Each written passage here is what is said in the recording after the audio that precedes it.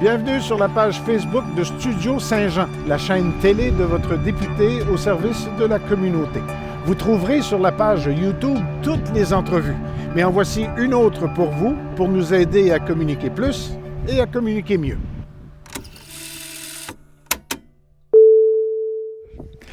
Bonjour, ici Luc Archambault. Bienvenue à Studio Saint-Jean. Dans notre habitude, on aime ça prendre des nouvelles de nos amis qu'on a rencontrés il y a déjà quelques mois déjà, parce que c'est sûr que la vie fait en sorte qu'il y a tout le temps du changement et des nouveautés. Et en plus de prendre des nouvelles de notre ami, il nous emmène un nouvel ami.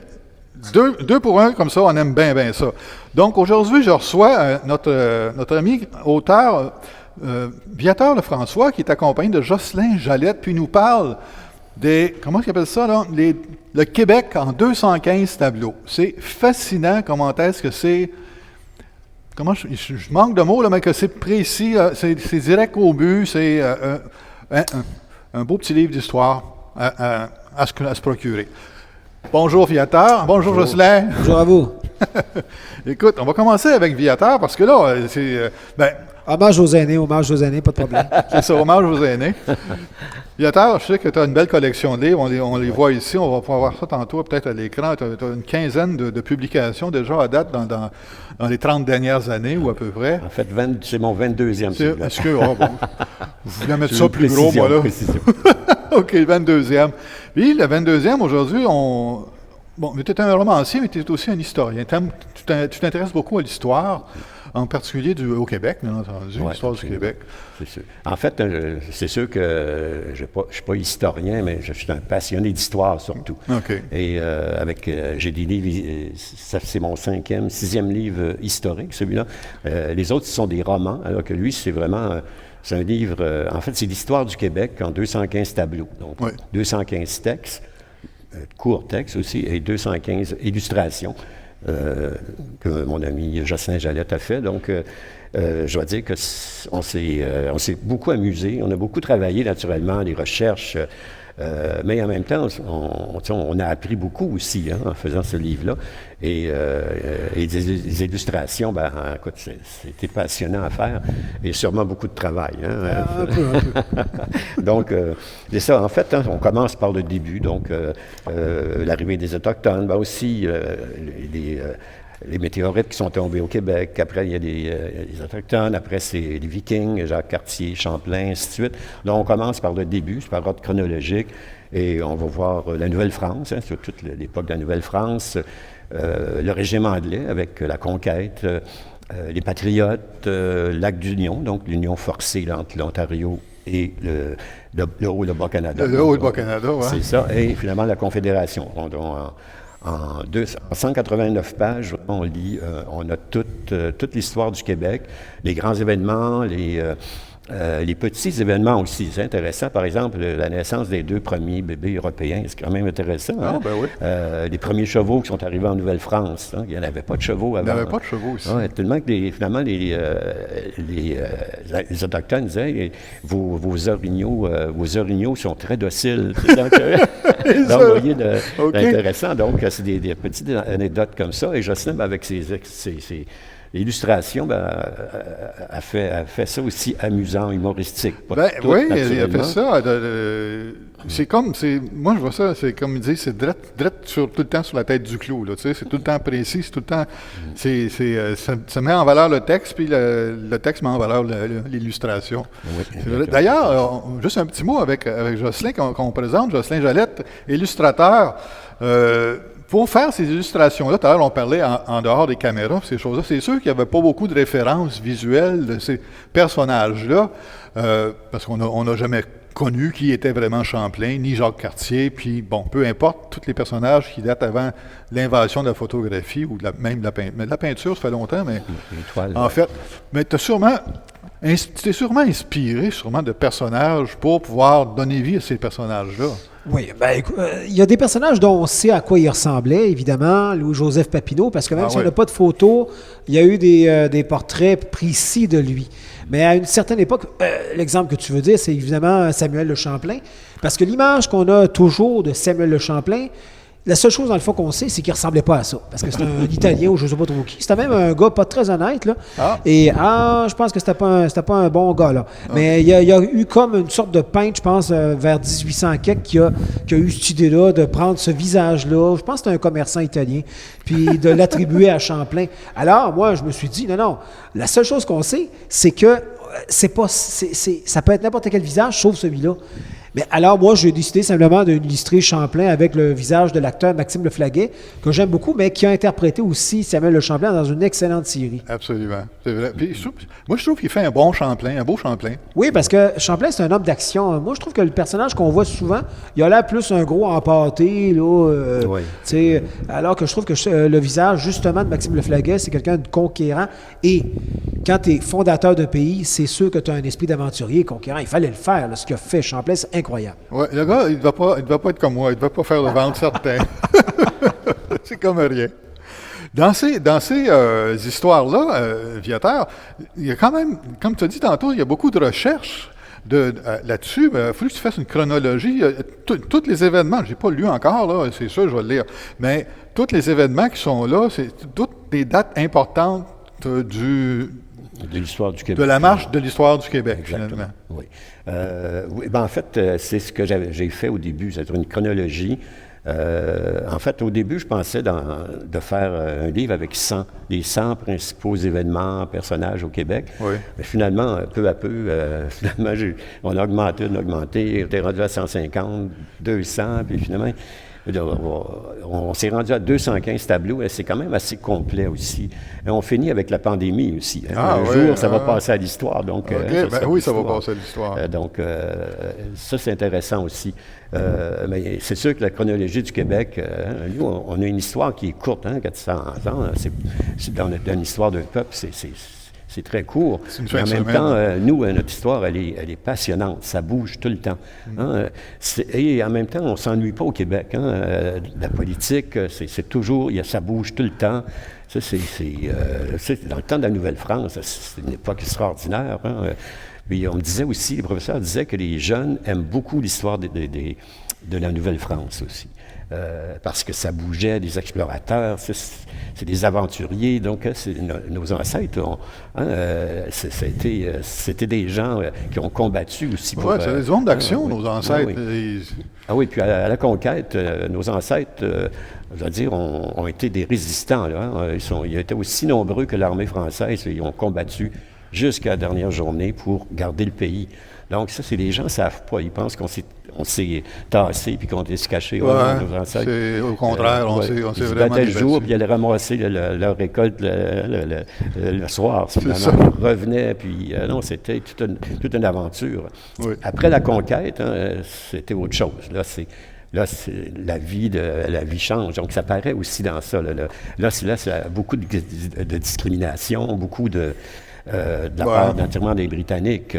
Il y a un passage, par exemple, où Murray, le premier gouverneur, dit des Anglais qui arrivent. C'est une bande de bandits carrément qui arrivent ici. Et tout ce qu'ils veulent, c'est exploiter le peuple et le faire disparaître aussi. Donc, ça a commencé comme ça, avec les 2 premières années. Et finalement, c'est arrivé avec différents gouverneurs. Et là, nos patriotes, nos ancêtres en ont assez. Et c'est l'histoire des patriotes qui arrivent, tout ça. Et c'est la révolte aussi. Ils voulaient un pays, c'est pas d'aujourd'hui, ça. Ils voulaient reprendre leur territoire un peu. Lac d'Union qui arrive, c'est la récompense d'avoir perdu ces lacs d'Union. Donc, forcé, naturellement. Et qui a duré de 40 à 67. Donc, c'est quand même 27 ans. Là. Donc, dans tous ces événements-là, il y a des personnages extraordinaires là, qui sont apparus et qui nous ont donné, vraiment toujours du courage, mais de l'espoir aussi aux gens, qui fait qu'aujourd'hui, on arrive dans les années 2000 et il y a toujours de l'espoir, tout le temps de l'espoir. On est toujours inspiré par ces gens-là, exactement. Finalement. Et c'est un peu les personnages principaux que les gens à l'école... ils regardent Louis-Hippolyte Lafontaine, ils disent c'est pas juste un pont-tunnel, c'est quelqu'un, c'est un peu ça. C'est vrai, c'est un peu ça l'idée. Donc, c'est important de mettre les grands personnages, les grands événements, mais en même temps aller chercher, comme on dit, les plus petits aussi, le peuple lui-même. Là, c'est pour ça aussi, Viateur, que tu as inventé 2 personnages récurrents, un garçon et une fille, oui. Ariane et Étienne, qui vont animer tout le livre, là, qui accompagnent le lecteur. Là. Ouais. C'est un peu nos guides, c'est ça, c'est des guides qu'on va retrouver ici et là. Et ils ont toujours une petite phrase humoristique aussi dans l'illustration. Et ça, c'est intéressant parce qu'on les retrouve tout le long à un moment donné. Ouais, les deux, donc, c'est nos guides. Ton côté, voyons, je veux dire... pédagogue et, comment je pourrais dire? Romancier. Pour les enfants, pour les jeunes, je veux dire, il est présent aussi dans ce livre-là. Ouais. Ce qui est intéressant, on fait des dédicaces, j'ai fait des expositions il est sorti depuis 2 mois, et je dois dire que les ados m'en achètent dans les expositions, mais beaucoup les adultes, naturellement. Ben écoute... Et quand je rencontre un professeur, je lui vends ça. 95% du temps, il l'achète. Donc, absolument. J'ai hâte qu'il soit connu. Là, vraiment, c'est un beau résumé de l'histoire. Là. Oui, exactement. Si tu t'intéresses à ce sujet-là, mais que tu ne vas pas aborder l'histoire avec un livre de 400 pages sans illustration. Là, c'est des très courts textes. Là. Mon fils, qui n'est pas un grand passionné là-dessus, là, il est en train de le lire. Là, c'est chaque page, chaque texte, chaque information, c'est 3-4 phrases et une illustration. Oui, mais c'est ça que je trouve, c'est concis, c'est précis, ça te donne le goût d'aller peut-être plus loin un petit peu avec ça. Ça libre à chacun après d'aller voir d'autres livres de La Coursière ou d'autres. Oui, de La Coursière. Ou ta bande dessinée, évidemment, sur les Patriotes, évidemment. Parce que moi, je pense qu'il y a tout le temps eu quelques événements forts, si on veut, on peut appeler ça comme ça. Il y a des temps forts dans l'histoire d'un peuple. Des événements forts qui vont toujours rester dans notre imaginaire, dans notre paysage d'histoire et de politique et autres. Là. Puis les Patriotes, comme ici, il y en a quelques-uns qu'on parle des Patriotes. Mais toi aussi, tu as fait une bande dessinée à ce propos-là. Sur l'histoire des Patriotes, oui. Ben, oui, j'ai fait une BD sur l'histoire des Patriotes parce que il y a de tout là-dedans. Hein. Chaque peuple a toujours une période qui est beaucoup plus enivrante que les autres. Tu sais, les Français vont toujours se référer à la Révolution française qui dure sur 10 ans. Les Patriotes, c'est l'équivalent. Tu sais, tu as de tout là-dedans. Tu sais. Tu as la résistance, tu as l'espoir et tu as la défaite de notre côté, ce qui est malheureux. Là. Mais tu as des grands héros, là, comme le Chevalier de Lorimier, qui va être pendu alors que le gars était d'une noblesse d'esprit dans ce qu'il faisait. Là. Oui.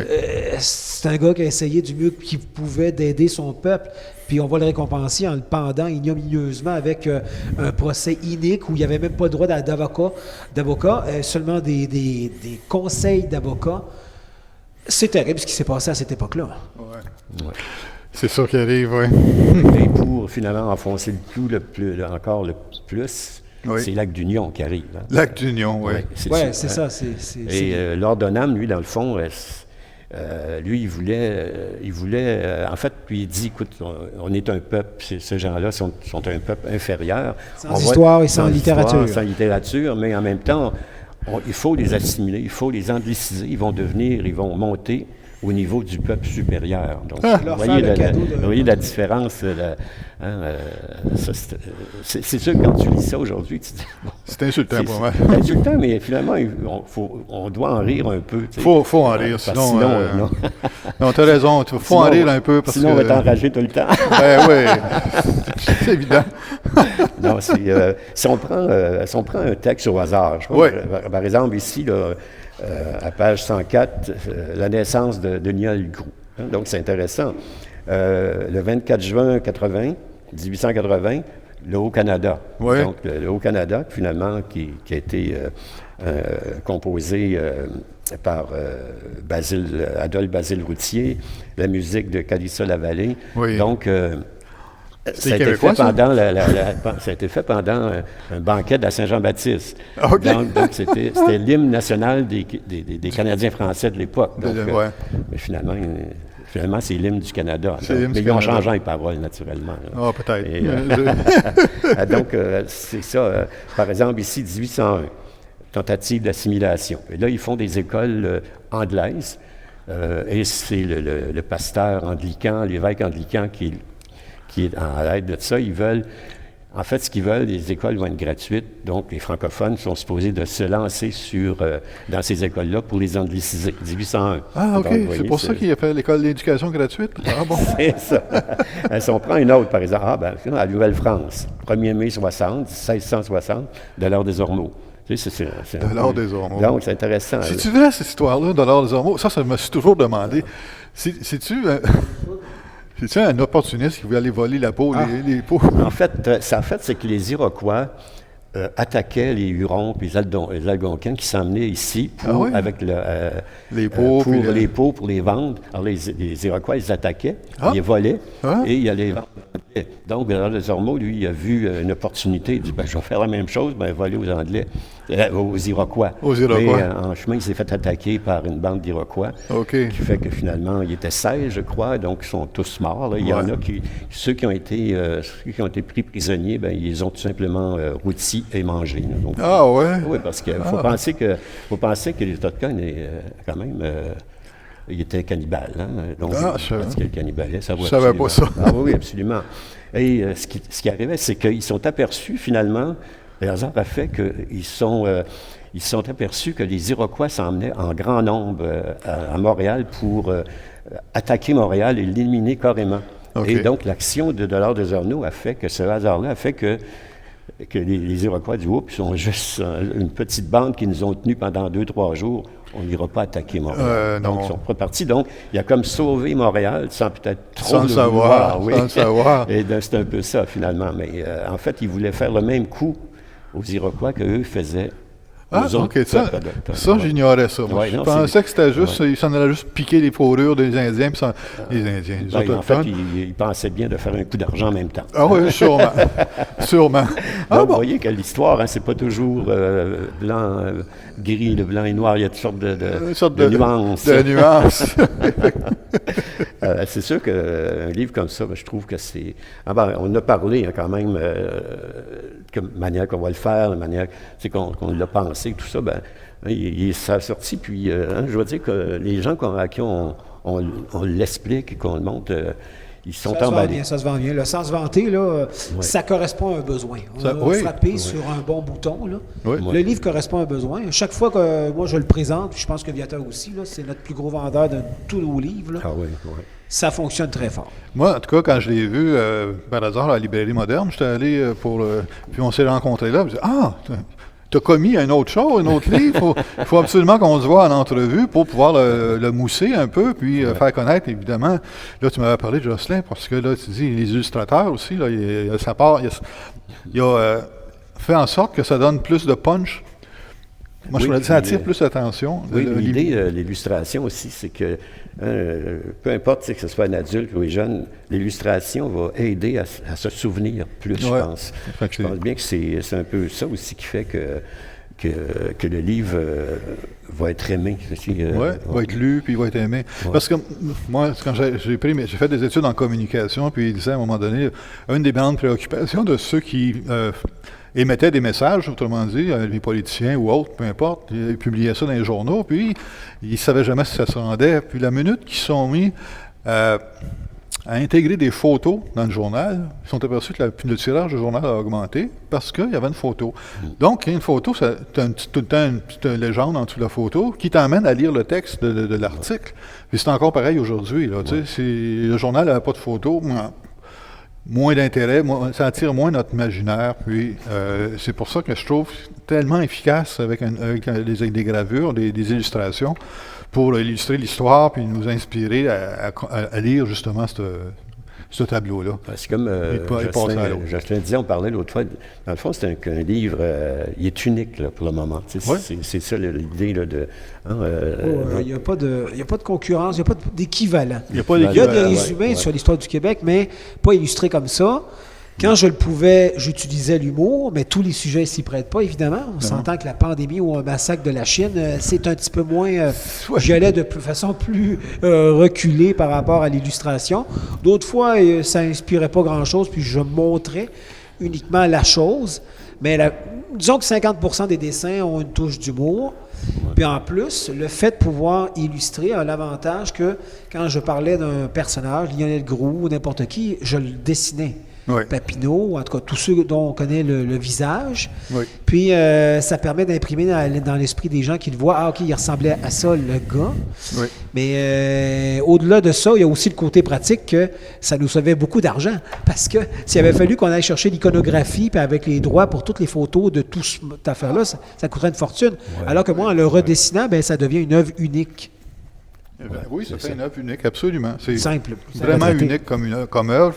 Très intéressante, en tout cas facile à lire, facile à regarder, très convivial. Je ne sais pas comment dire ça, il manque de mots. Une autre idée qu'on a eue aussi, c'est de chercher, de mettre, d'inclure en fait la population de francophones, pas francophones, mais européennes.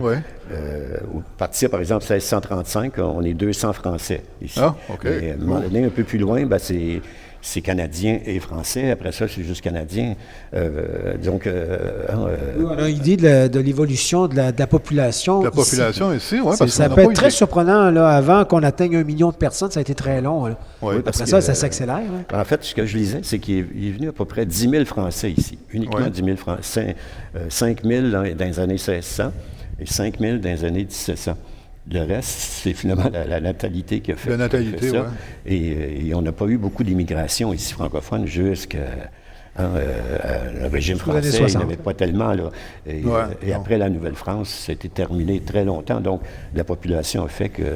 La natalité a fait que la population augmentait. C'est la revanche des berceaux que j'appelais à l'époque. Oui, exactement. Et ça a duré jusqu'aux années 60. Les familles des années 60, des 7-8 enfants, c'était pas rare. C'était ordinaire. Très, très commun. Ah oui.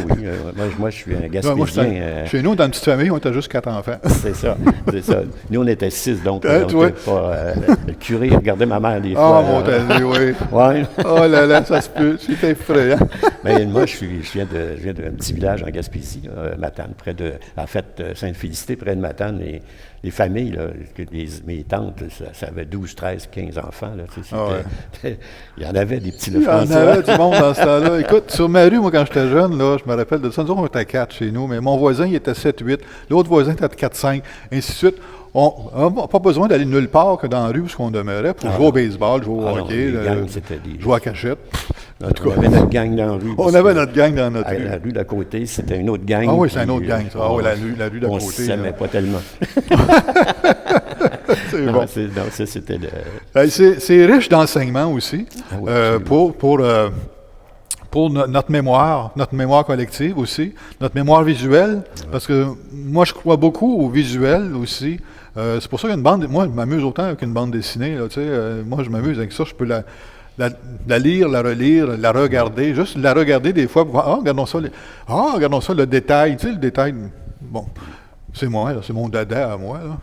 Moi, en fait, l'illustration et le mot ensemble, c'est une belle combinaison. C'est une excellente combinaison. Puis c'est une belle œuvre de comment je pourrais dire, pas d'histoire, de souvenirs, mais en fin de compte, de référence, pour... Oui, c'est référence, c'est plus... par exemple, j'ai mis aussi... C'est sûr qu'à partir des années 60, il y a plusieurs personnages que les gens connaissent aussi. Ça aussi, je voulais, Paul Gérin-Lajoie, René Lévesque, naturellement...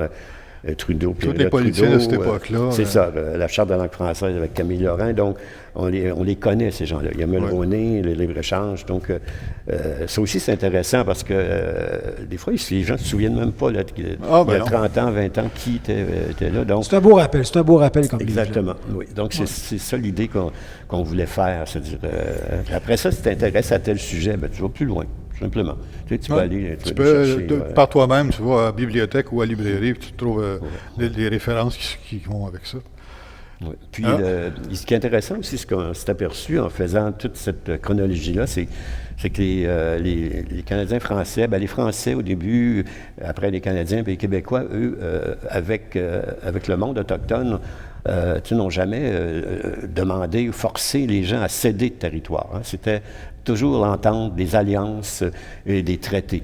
Hein, comme le traité, par exemple, de 1701. La Grande Paix. La Grande Paix de Montréal. Donc, ça a duré jusqu'à la conquête. Il n'y avait presque plus de guerre. Il n'y avait plus de guerre carrément. Il y avait des escarmouches entre certaines tribus, mais les Iroquois ont arrêté complètement d'attaquer leurs voisins parce qu'ils ont éliminé carrément les Hurons, carrément.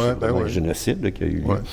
Mais en même temps, on s'aperçoit on était aussi une terre de réfugiés pour beaucoup d'Autochtones des autres territoires qui se faisaient tuer dans le Maine, par exemple. Les Abenakis se faisaient tuer par les colons anglais. Ils se réfugiaient chez nous. On s'est réfugiés ici. Les Mohawks aussi, de Kanawake, puis Oka, eux sont arrivés dans les années 1665 parce qu'ils étaient en train de se faire tuer par leurs congénères là-bas. Les missionnaires les ont emmenés ici. Ils ont été accueillis à la prairie, mais après ça, ils ont déménagé plus loin. À Kanawake. Puis ceux de Oka, eux, ils avaient placé de l'autre bord de la montagne, sur l'île de Montréal. Oui. Après, ils ont déménagé à Oka. Donc, on a accueilli les Hurons. Hein, il y avait quelques centaines de Hurons de survivants du génocide. Eux, ils restaient en Ontario actuel, comme les Iroquois, l'Ontario et l'État de New York. Les Hurons, s'ils ont survécu, c'est grâce à nous qu'ils ont accueilli aussi le village à Québec. Donc, tout ça fait que finalement, on a été beaucoup une terre de réfugiés pour beaucoup d'Autochtones, dans l'époque des Français surtout. Okay. Ouais. Et ça, c'est intéressant à lire. Hein, ça, tu vois, c'est des choses qu'on ignore. Ça, absolument. On ne sait pas.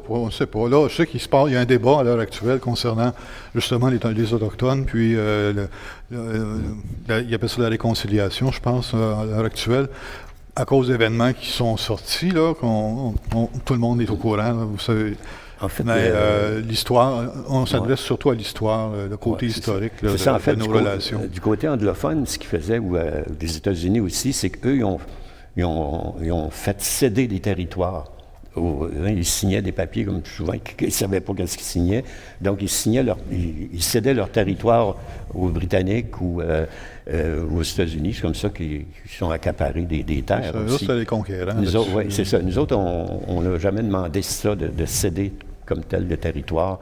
Ouais. On vivait en alliance. C'est très différent comme mentalité, hein? Très différent. Mais ça fait que finalement, notre histoire est riche aussi. Oui. Elle est riche à cause de tous ces petits événements qui font que ça devient passionnant, notre histoire. Absolument. Bien, sur ces bons mots, sur cette passion, messieurs, merci beaucoup de votre visite. Merci beaucoup à tout le monde. Passez à la librairie. Les 215 tableaux d'histoire de notre histoire au Québec. Aussi, on va montrer tantôt à la caméra la bande dessinée de Jocelyn sur l'histoire des Patriotes, je pense, c'est ça? Oui, l'album qui est ici, là, en bleu. C'est ça. Donc, prenez la chance, prenez l'occasion. Ça ne coûte pas une fortune, c'est 15 $. Puis, As yeux d'or édition, le Québec en 215 tableaux. Ouais. C'est en librairie, puis en même temps, ils peuvent commander directement. Ou commander directement, effectivement. Donc, merci beaucoup encore de votre visite. Merci beaucoup pour de nous rappeler de notre histoire. Merci beaucoup. Un plaisir, merci. Merci beaucoup de nous suivre sur Studio Saint-Jean. Nous, on aimerait, en tout cas, donnez-nous un petit like en bas de l'écran ou un commentaire si vous avez des commentaires à nous amener. Vous avez des idées à nous suggérer aussi pour des rencontres, gênez-vous pas. Donc, mais d'ici à la prochaine émission, portez-vous bien, puis passez à la librairie. Bye-bye.